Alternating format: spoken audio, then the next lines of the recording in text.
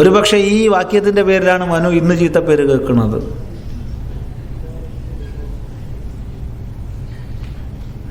പലരും പ്രസംഗത്തിൽ വലിയ ശബ്ദത്തോടു കൂടി പറയുന്ന വാക്യമാണ് സ്ത്രീ സ്വാതന്ത്ര്യമർഹതി മനു.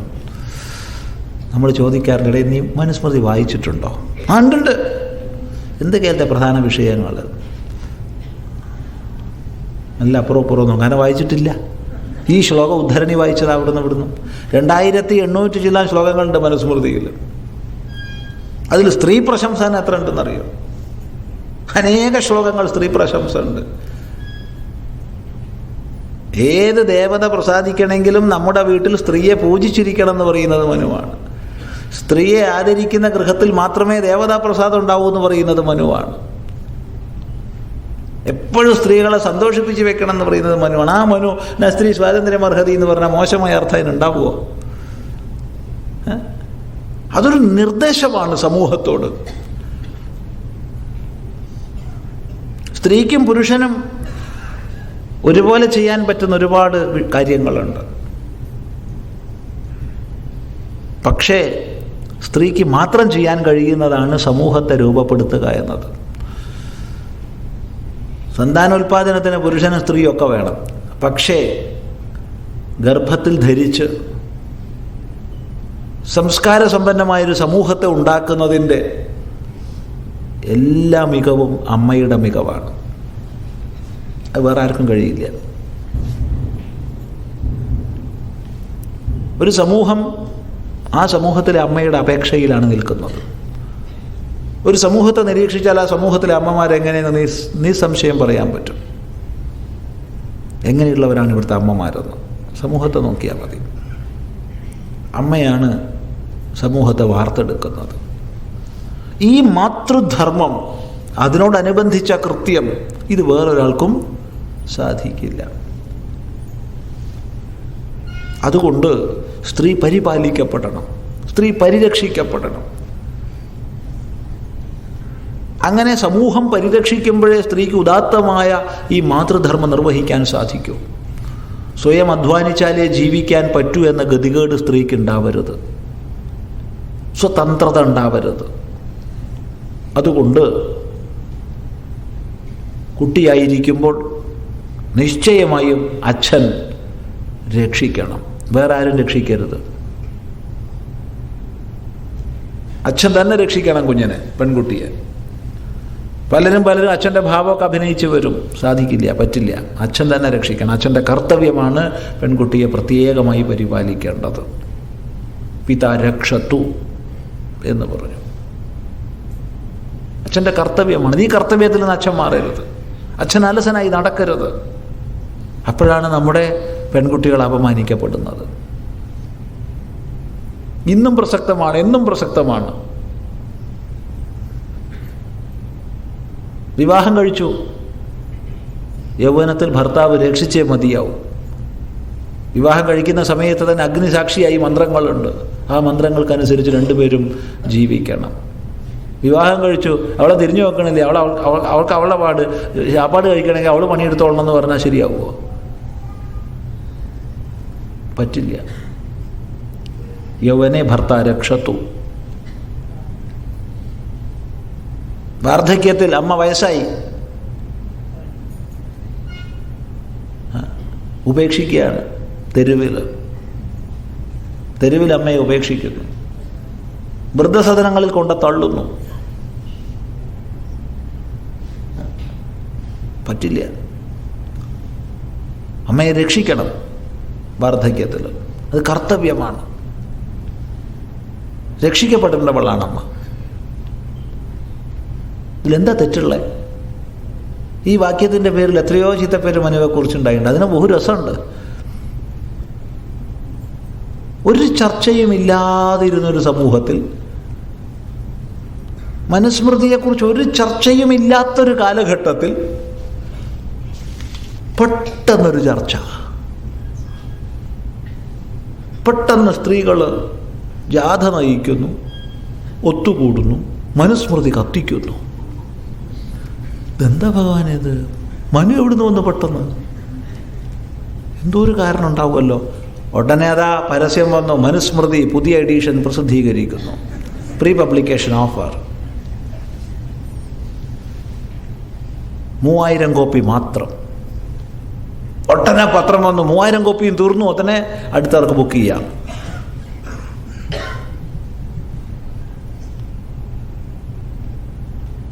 നമുക്കറിയില്ല ഇതൊക്കെ തമ്മിൽ ബന്ധമുണ്ടോ ഇല്ലയോ, എന്നുണ്ടെന്ന് ആരോപിച്ചിട്ടില്ല. പക്ഷെ ഒരു ചർച്ചയില്ലാണ്ട് പെട്ടെന്ന് മനുസ്മൃതിയെക്കുറിച്ച് ചർച്ച വരിക, കത്തിക്കൽ, അതോടുകൂടി ശ്രദ്ധാകർഷി, ഇങ്ങനൊരു പുസ്തകം ഉണ്ട് നാട്ടുകാരപ്പം മനസ്സിലാക്കി. ഒന്ന് അതിൻ്റെ പേരിലേക്ക് ഒന്ന് വായിക്കണമല്ലോ എന്ന്. അതുവരെ മനു എന്ന് കേട്ടിട്ടില്ലാത്ത ആൾ, അങ്ങനെ സ്മൃതി കേട്ടിട്ടില്ലാത്ത അത് വായിക്കണമല്ലോ എന്ന് താല്പര്യം ഉണ്ടായി. നല്ലത്, എല്ലാം നന്മയ്ക്കാണ്. യുദ്ധഭൂമിയെ ഉപദേശഭൂമിയാക്കി മാറ്റിയ ഒരു സംസ്കൃതിയുടെ പിന്മുറക്കാരാണ് നമ്മൾ. അതുകൊണ്ട് എന്ത് വൈപരീത്യങ്ങൾ സംഭവിച്ചാലും അതിനെ ഗുണകരമായി തീർക്കാനുള്ള മനോഭാവം നമുക്കുണ്ട്. വീഴ്ചകളെ നമ്മൾ ഉയർച്ചകളാക്കി മാറ്റുന്നു. ഓരോ പതനത്തിൽ നിന്നും നമ്മൾ ഉയർച്ചയെ ഉണ്ടാക്കിയെടുക്കുന്നു. സമൂഹത്തിൽ വളരെ ശ്രദ്ധ ഈ വിഷയത്തിലുണ്ടായി.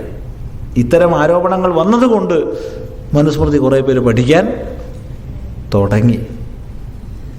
നല്ലതാണ്. എത്ര ഉത്കൃഷ്ടമാണ് മനുസ്മൃതി. അതിൽ ബ്രഹ്മവിദ്യ അടക്കമുണ്ട്. സ്മൃതിയാണെങ്കിൽ പോലും അതിൽ ബ്രഹ്മവിദ്യ അടക്കം മനുസ്മൃതിയിലുണ്ട്. ശരി. പക്ഷേ ഗരുഡ പുരാണം പറയുന്നത് മാതാപിതാക്കളും ബന്ധുക്കളും ഇല്ലാത്ത സാഹചര്യത്തിൽ മാത്രമേ ഒരു സ്ത്രീക്ക് സ്വയംവരനെ തേടാനുള്ള അവകാശമുള്ളൂ എന്നാണ്. സന്തോഷം, നല്ലത് തന്നെ. ആ മാതാപിതാക്കളുടെ കർത്തവ്യം ചെയ്തിരിക്കണം. മനുവും അത് തന്നെയാണ് പറയണത്. അച്ഛനും അമ്മയും എല്ലാം കൂടി ഉത്തമമായ രീതിയിൽ വിവാഹം കഴിച്ചു കൊടുക്കണം തന്നെയാണ് മനു പറയുന്നത്. അവരവരെ കർത്തവ്യം ചെയ്യാത്ത സാഹചര്യത്തിലാണ് മറ്റത് പറഞ്ഞ മനു. ഒരു നിയമഗ്രന്ഥമാകുമ്പോൾ എപ്പോഴും പൊതുവായിട്ട് പറയേണ്ടത് പറഞ്ഞ്, അങ്ങനെ പൊതുവായത് പാലിക്കപ്പെടാത്ത പക്ഷം എന്ത് ചെയ്യണം എന്നുള്ളത് ഏതൊരു നിയമത്തിലുണ്ടാവണം. അതാണ് മനു പറഞ്ഞത്. ഇപ്പം സാമാന്യമായി സംഭവിക്കേണ്ടത് ഇതാണ്. കുടുംബത്തിൽ നിന്നാണ് കാര്യങ്ങൾ നടക്കേണ്ടത്. അത് ചെയ്യേണ്ട സമയത്ത് ചെയ്യുന്നില്ല എങ്കിൽ അവർക്ക് കണ്ടെത്താനുള്ള സ്വാതന്ത്ര്യം വേണ്ടേ? തീർച്ചയായിട്ടും വേണം. മാത്രമല്ല, ഭർത്താവില്ലാത്ത സാഹചര്യത്തിൽ ഒരിക്കലും ഒരു സ്ത്രീ രാത്രിയിലും പകലും പുറത്തു പോകാൻ പാടില്ല എന്നും ആഭരണങ്ങൾ ധരിക്കാൻ പാടില്ല എന്നും ഉത്സവങ്ങളിലും മറ്റും ആഘോഷങ്ങളിലും പങ്കെടുക്കാൻ പാടില്ല എന്നും ഗരുഡപുരാണം പറയുന്നുണ്ട്. തീർച്ചയായിട്ടും ഉണ്ട്. മനുസ്മൃതിയേക്കാൾ ഏറ്റവും ഉത്തമമായ പുരാണമല്ലേ ഗരുഡപുരാണം? മനുസ്മൃതി പുരാണമല്ല ഭഗവൻ. മനുസ്മൃതി വേറെ, അത് സ്മൃതിയാണ്. പുരാണം പുരാണമാണ്. സ്മൃതി പുരാണം പുരാണം. രണ്ടിനും പ്രാമാണ്യമുണ്ട്. പക്ഷെ ഇതൊക്കെ സ്മൃതി വിഭാഗത്തിൽ പെടുന്നതാണ്. ഇതിഹാസമായാലും പുരാണമായാലും ധർമ്മശാസ്ത്രങ്ങളായാലും ഒക്കെ സ്മൃതി വിഭാഗത്തിൽ പെടുന്നതാണ്. അവയൊന്നും എല്ലാ കാലഘട്ടത്തിലേക്കും ഉള്ളതല്ല, എല്ലാ ദേശങ്ങളിലേക്കും ഉള്ളതല്ല. ശ്രുതിയാണ് എല്ലാ കാലത്തേക്കും എല്ലാ ദേശത്തേക്കും ഉള്ളത്. അപ്പം സ്മൃതിയിൽ നിന്ന് നമ്മൾ വേർതിരിച്ച് എടുക്കണം ഓരോ കാലഘട്ടത്തിലേക്കും വേണ്ടത്. അത് ശ്രദ്ധിക്കുക. ഭഗവാൻ ഹരിയും ഗരുഡനും തമ്മിലുള്ള സംഭാഷണങ്ങളിലെ ഗരുഡപുരാണമായി തീർന്നത്. അതുകൊണ്ട് തന്നെ ഇതിനെ ഈശ്വരൻ നേരിട്ട് പറഞ്ഞതായി കണക്കാക്കണം. തീർച്ചയായിട്ടും കണക്കാക്കണം. മനുവോ അത് തന്നെയാണ്. ഭാഗവതോ അത് തന്നെയാണ്. ശിവപുരാണോ അത് തന്നെയാണ്. മഹാഭാരതോ അത് തന്നെയാണ്. എല്ലാം ശ്രേഷ്ഠമാണ്. അതിൽ നമ്മൾ ശ്രേഷ്ഠമായതിനെ ദേശകാലങ്ങൾക്കനുസരിച്ച് വേർതിരിച്ചെടുക്കാൻ നമുക്ക് സാധിക്കണം. കന്യകയോടൊപ്പം ദാനമായി കന്യകയുടെ കൂടെ വരുന്ന ധനവും കന്യകയും ഒരുപോലെ കന്യകയെ സ്വീകരിക്കുന്ന ആൾക്ക് സ്വന്തമാണെന്നും ഒരിക്കലും പിന്നീട് ഈ കന്യകയോടൊപ്പം ദാനമായി വന്ന വസ്തുക്കൾ കന്യകയുടെ പിതാവ് വെറും ഒരു ബാങ്കിലോ തിരിച്ചു ചോദിക്കാൻ പാടില്ല എന്നും ഗരുഡപുരാണം പറയുന്നുണ്ട്. അതിനേക്കാൾ നമുക്ക് സ്വീകാര്യം ഈ വിഷയത്തിൽ മനു പറഞ്ഞതാ. കന്യകയുടെ വീട്ടുകാരോ മറ്റോ സന്തോഷമായി യാതൊരു ധനം കൊടുക്കുന്നുണ്ടോ അത് ആ കന്യകയ്ക്ക് അവകാശപ്പെട്ടതാണ്, വേറെ ആർക്കും അവകാശപ്പെട്ടതല്ല. ചില പ്രത്യേക സാഹചര്യങ്ങളിൽ കുടുംബം നശിക്കും എന്നൊരു സ്ഥിതിവിശേഷം വരുമ്പോൾ മാത്രമേ ഈ ധനം ഭർതൃഗൃഹക്കാരെടുക്കാൻ പാടുള്ളൂ. അല്ലാത്ത കാലത്തോളം അവളുടെ സ്വന്തം പേരിൽ അവളുടെ സ്വന്തം അധികാരത്തിൽ വെച്ചോളണം. അതാണ് സ്ത്രീധനം. എന്നാൽ ഭർതൃഗൃഹത്തിൽ എടുക്കാം. അതിന് ചില പ്രത്യേക സാഹചര്യങ്ങൾ പറഞ്ഞു. എല്ലാം ഒന്നും ഇപ്പോൾ ഓർമ്മയില്ല. പ്രത്യേക സാഹചര്യങ്ങൾ പറഞ്ഞു. ഇതേ വിഷയം യാജ്ഞവൽക്യനും ചർച്ച ചെയ്തിട്ടുണ്ട്. യാജ്ഞവൽക്യ സ്മൃതിയിലും ചർച്ചയ്ക്ക് വന്നിട്ടുണ്ട്. അപ്പോൾ അങ്ങേയറ്റത്തെ ദാരിദ്ര്യം, അങ്ങേയറ്റത്തെ രോഗാദിക്ലേശം, ദുർഭിക്ഷ്യം തുടങ്ങിയിട്ടുള്ളവ വരുമ്പോൾ ഈ ധനം എടുക്കാം. അല്ലാത്ത കാലത്തോളം ഈ ധനം കന്യകയുടെ സ്വന്തം അവകാശത്തിൽപ്പെട്ടതാണ്, സ്ത്രീയുടെ അവകാശത്തിൽപ്പെട്ടതാണ് സ്ത്രീധനം എന്ന് വ്യക്തമായി സ്മൃതികാരന്മാർ പറഞ്ഞിട്ടുണ്ട്. ഇതിനെ ചൊല്ലി നമ്മൾ ഇന്ന് തർക്കിക്കേണ്ട ഒരാവശ്യമില്ല. എന്താണോ നമുക്ക് നല്ലതെന്ന് തോന്നുന്നത് അത് ചെയ്യുക. ഒരു സമൂഹത്തിൻ്റെ നന്മയ്ക്ക് എന്താണോ അത് ചെയ്യുക. പിന്നെ നമുക്ക് ഭർത്താവ്, ഭാര്യ അല്ലെങ്കിൽ സഹധർമ്മിണി എന്നൊക്കെ പറയുമ്പോൾ അവിടെ ഒരു ഉമാമഹേശ്വര സങ്കല്പം നമുക്കുണ്ട്. അർത്ഥമാണ്. ഞാനും നീയും വേറെയല്ല, നമ്മൾ രണ്ടും ഒന്നാണെന്ന ഭാവനയാണ് വേണ്ടത്. അതെല്ലാത്തിലും വേണം. ചില കാര്യങ്ങൾ ഇങ്ങോട്ട് കിട്ടാൻ വേണ്ടി നമ്മൾ ഒന്നാന്ന് പറയുക. സ്വത്ത് വാങ്ങുമ്പോൾ തൻ്റെ പേരിൽ വാങ്ങുക, അത് പറ്റില്ല. എല്ലാം കൂട്ടായിട്ട്. സ്വത്ത് വാങ്ങുന്നത് രണ്ടാളുടെയും കൂടെ പേരിൽ വാങ്ങുക. അധികാരങ്ങളൊക്കെ രണ്ടാക്കും കൂടിയിട്ടാവുക. അപ്പോൾ സുഖ. മറ്റേ നമ്മൾ രണ്ടും ഒന്നാന്ന് പറയുന്നത് നിൻ്റെ നിങ്ങോട്ട് പോരട്ടെ പറയുക. എന്നാൽ നിൻ്റെ നിങ്ങോട്ട് പോന്നു കഴിഞ്ഞാൽ എൻ്റെത് എനിക്കെന്നും പറയുക. അത് ശരിയില്ല. അപ്പം എല്ലാത്തിലും ഈ ഒരു കൂട്ടുത്തരവാദിത്തമായിട്ട് പോയാൽ നല്ലത്. അതാണ് കാലഘട്ടത്തിന് കുടുംബത്തിൻ്റെ ഭദ്രതയ്ക്ക് നന്നാവുക. ഇനിയിപ്പോൾ അങ്ങനെ പറഞ്ഞിട്ട് നാളെ ആരെങ്കിലും എന്തായാലും പൊല്ലാപ്പുണ്ടാക്കിയിട്ട് ചിദാനന്ദപുരി സ്വാമി പറഞ്ഞാന്ന് പറയരുതേ.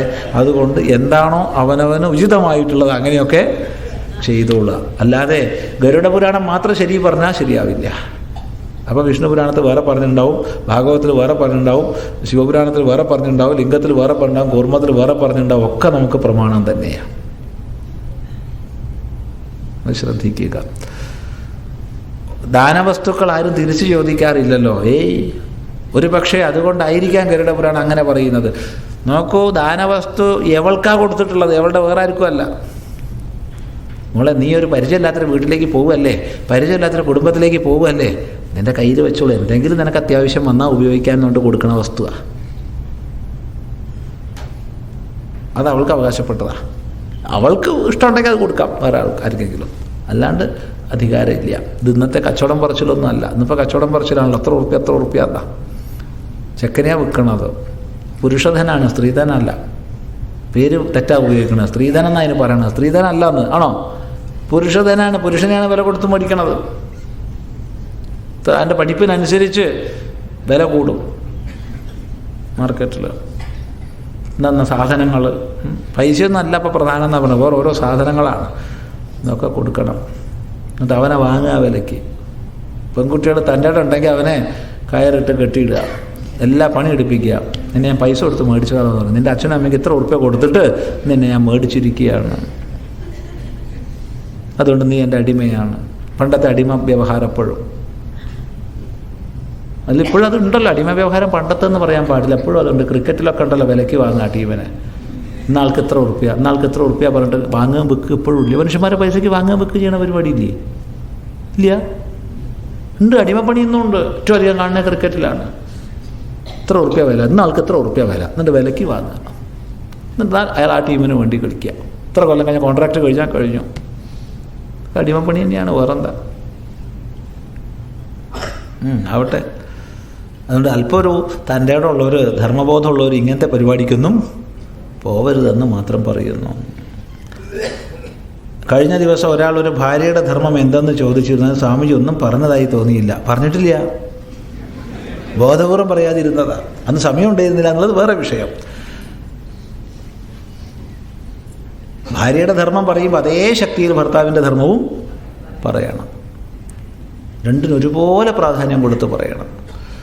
പതിവ്രതാധർമ്മം പറയുമ്പോൾ പത്നീവ്രത ധർമ്മവും പറയണം. ഇത് പൊതുവെ ചർച്ച ചെയ്യാൻ നമ്മുടെ സമൂഹത്തിന് അത്ര ഇഷ്ടം ഇല്ല. പാതിവ്രത്യത്തെക്കുറിച്ച് വാതോരാതെ പറയുന്നവൻ ഏക പത്നീവ്രതത്തെക്കുറിച്ച് പറയുമോ? അതെന്താ വലിയ താല്പര്യമില്ലാത്ത? ഇത് രണ്ടും ഒരുപോലെ പറയണം. അതുകൊണ്ട് മൊത്തം കുടുംബധർമ്മം പറഞ്ഞാൽ അതിലെല്ലാം അന്തർഭവിക്കും. മറ്റതൊക്കെ ദേശകാല സ്ഥിതികൾക്കനുസരിച്ച് മാറ്റം വരുന്നതുമാണ്. അത് ശ്രദ്ധിക്കുക. ഒരു ഭാര്യയുടെ ധർമ്മം എന്തെന്ന് വ്യക്തമായി ഗരുഡപുരാണത്തിൽ പറയുന്നുണ്ട്. ഗരുഡപുരാണത്തിൽ മാത്രമല്ല, ഒരുവിധം പുരാണങ്ങളിലൊക്കെ ഭർതൃധർമ്മം പറയുന്നുണ്ട്, ഭാര്യാധർമ്മം പറയുന്നുണ്ട്, ആശ്രമധർമ്മങ്ങളൊക്കെ പറയുന്നുണ്ട്, വർണ്ണധർമ്മങ്ങൾ പറയുന്നുണ്ട് എല്ലാ പുരാണങ്ങളിലും. ഇന്നത്തെ സാഹചര്യത്തിൽ സ്ത്രീകൾ ഭാര്യാധർമ്മം എന്തെന്ന് നന്നായി മനസ്സിലാക്കേണ്ടിയിരിക്കുന്നു. ഒപ്പം നമ്മൾ കൂട്ടിച്ചേർക്കുന്നു ഭർത്താക്കന്മാർ ഭർത്തൃധർമ്മം എന്തെന്നും മനസ്സിലാക്കേണ്ടിയിരിക്കുന്നു. രണ്ടു കൂട്ടരും മനസ്സിലാക്കണം. ധർമ്മം ഒരാൾക്കുള്ളതല്ല, അത് ശ്രദ്ധിക്കുക, രണ്ടാൾക്കുള്ളതാണ്. കാരണം ഇവർ കോടതികളിൽ താലിയുടെ പ്രസക്തിയിലാണ് നഷ്ടപരിഹാരം ചോദിക്കുന്നത്. സ്ത്രീയാണ് പുരുഷനെ വരിക്കുന്നതെങ്കിൽ സ്ത്രീയല്ലേ പുരുഷൻ്റെ കഴുത്തിൽ താലി കെട്ടേണ്ടത്? ആയിക്കോട്ടെ, ഇന്നിപ്പോൾ അങ്ങനെ ഉണ്ട്. ഇന്നിപ്പോൾ എത്ര പവൻ വരെ പറയുന്നുണ്ട്. ഇത്ര പവൻ ചെക്കനെ കെട്ടിക്കണമെന്ന് പറയണില്ല, ഉണ്ടല്ല, സത്യം പറഞ്ഞോളണം, ഉണ്ട്. അത് അല്പം കുറഞ്ഞു കഴിഞ്ഞാലുണ്ടല്ലോ കല്യാണത്തിൻ്റെ വേദിയിൽ നിന്ന് തന്നെ കശപശ ഉണ്ടാവും.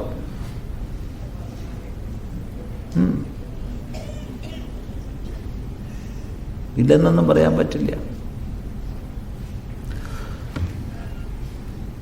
സ്ത്രീയുടെ ഒപ്പം വരുന്നു എന്ന് പറയപ്പെട്ടു ഈ ധനം. പ്രേമവിവാഹങ്ങളിൽ വരുന്നത് പൂമാല മാത്രമായിരിക്കും, ചിലപ്പോൾ അത് ഉണ്ടാകില്ല. അവരുടെ വീട്ടിൽ തന്നെ വെച്ചാൽ പോരെ? നല്ല കാര്യമാണ്. പൂമാല കിട്ടിയിട്ട് എന്ത് കാര്യം എന്നുള്ളതാണ് ചോദ്യം. ഇവിടെ ഭർത്താവ് വെറും ഒരു ലോക്കർ മാത്രമാണോ? അതിപ്പോൾ നമുക്ക് പറയാൻ പറ്റാത്തൊരു വിഷയമാണിപ്പോൾ അത്. ഭർത്താവിനെ മാത്രമായിട്ട് മോശമാക്കി പറയുന്നില്ല, ഭാര്യയെ മോശമാക്കി പറയണില്ല, രണ്ടാളെയും പുകഴ്ത്തുന്നുമില്ല ഇകഴ്ത്തുന്നുമില്ല. ഒരു കുടുംബ സങ്കല്പം എന്ന് പറഞ്ഞാൽ സഹധർമ്മിയാണ്, സഹധർമ്മചരീഭവ. അതാണ് ഒരു വിവാഹം കഴിഞ്ഞ് വീട്ടിലേക്ക് വരുന്ന മകളെ സ്വീകരിച്ചും കൊണ്ട് അച്ഛനും അമ്മയും ചൊല്ലുന്ന മന്ത്രങ്ങളുണ്ട്. നീ ഈ ഗൃഹത്തിൻ്റെ വിളക്കാണ്. ഏതുള്ളതിലും ഇല്ലാത്തതിലും ഒന്നിച്ച് സന്തോഷമായി ഒന്നിച്ച് സന്തോഷമായി നിങ്ങൾ വർത്തിക്കുവിൻ, ഒന്നിച്ച് ഐശ്വര്യത്തെ പ്രാപിക്കുവിൻ, ഒന്നിച്ച് ഐശ്വര്യത്തെ ഉണ്ടാക്കുവിൻ, ഒന്നിച്ച് അഗ്നിയെ പാലിക്കുവിൻ, നിങ്ങളുടെ എല്ലാ സങ്കല്പങ്ങളും ഒന്നിച്ചാവട്ടെ എന്നൊക്കെ പറയുന്ന മന്ത്രങ്ങളാണ് നമ്മൾ പഠിക്കുകയും വളർത്തുകയും ചെയ്യേണ്ടത്. അതാണ് ഗൃഹസ്ഥാശ്രമ പ്രവേശ സംസ്കാരത്തിൽ ചൊല്ലിക്കൊടുക്കേണ്ടത്. ഗൃഹസ്ഥാശ്രമ പ്രവേശ സംസ്കാരം എന്നുള്ളത് വിവാഹം കഴിഞ്ഞ് അന്ന് തന്നെ ചെയ്യേണ്ട സംസ്കാരമാണ്. പുതുതായി വിവാഹം കഴിഞ്ഞ വധൂവരന്മാർ ഗൃഹത്തിലേക്ക് പ്രവേശിക്കുമ്പോൾ അച്ഛനമ്മമാരാണ് അവരെ സ്വീകരിച്ച് അക്ഷതം ശിരസിലിട്ട് തേനും പാലും കൊടുത്ത് ഈ മന്ത്രങ്ങൾ ചൊല്ലി അവരെ സ്വീകരിക്കുന്നത്. വ്യക്തമായൊരു ജീവിത വീക്ഷണം ഉണ്ടാക്കുന്നതാണ്. അവിടെ ഭാര്യയുടെ മാത്രമല്ല ഭർത്താവിൻ്റെ മാത്രമല്ല, രണ്ടുപേരുടെയും പറഞ്ഞിട്ടുണ്ട്. അതിന് പ്രാധാന്യം കൊടുക്കുക. വെറും ഒരു ബാങ്ക് ലോക്കർ മാത്രമായിട്ടാണോ ഈ ധനം കൊണ്ടുവരുന്നത് എന്ന് പറയപ്പെടുന്ന സ്ത്രീകൾ ഭർത്താവിനെ കാണുന്നത്? ഇതിപ്പോൾ ഇത് എന്തൊരു ഭർത്താവാണിത്? തിരിച്ചും ചിന്തിക്കണ്ടേ? തൻ്റെ ഭാര്യ എന്ന് പറഞ്ഞാൽ ഒരു സ്ത്രീ പൈസ മുഴുവൻ അവളെ പൈസ മാത്രം കാണാനാണോ ഭർത്താവ് ശീലിക്കണ്ടേ? അവളൊരു എന്താ കിട്ടുന്ന വെച്ചാൽ അതും പോരട്ടെ എന്ന് മാത്രം ചിന്തിക്കുന്നവനാവണോ നമ്മൾ? അപ്പോൾ ആ രണ്ട് ദൃഷ്ടിയും മാറ്റുക. മറിച്ച് പരസ്പര സ്നേഹത്തോടുകൂടെ നമ്മൾ ഒന്നായി കഴിഞ്ഞാൽ നമുക്ക് മുന്നോട്ട് പോവാം. അപ്പോൾ മാത്രമേ ശുദ്ധമായ സന്താനോത്പാദനം വഴി ഈ ധർമ്മത്തിൻ്റെ പ്രചയം നമുക്ക് ചെയ്യാൻ സാധിക്കൂ എന്ന കാഴ്ചപ്പാട് ഉണ്ടാവാം. അല്ലാച്ചാൽ മറ്റൊരു വികലമായ കാഴ്ചപ്പാടാണ് രണ്ട് ഭാഗത്ത് അങ്ങോട്ടും ഇങ്ങോട്ടായാലും. അതിലും നല്ലത് വിവാഹം കഴിക്കാതെ അവർക്കും അവരുടെ കൂടെ വരുന്ന വസ്തുക്കൾക്കും സ്വന്തമായ ബാങ്ക് ലോക്കറിൽ തന്നെ ഇരുന്നാൽ പോരെ. ആര് പറഞ്ഞു വിവാഹം കഴിക്കാൻ? ആരെങ്കിലും പറഞ്ഞോ?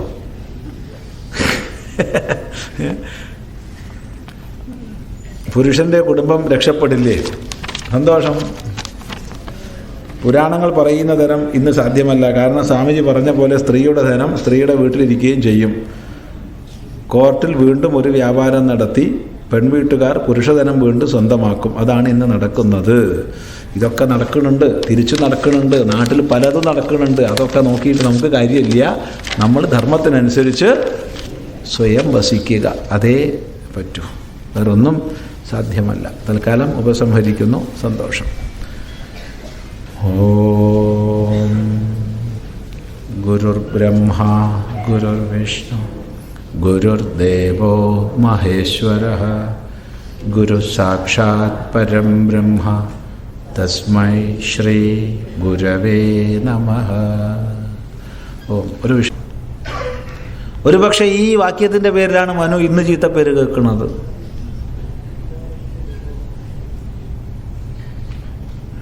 പലരും പ്രസംഗത്തിൽ വലിയ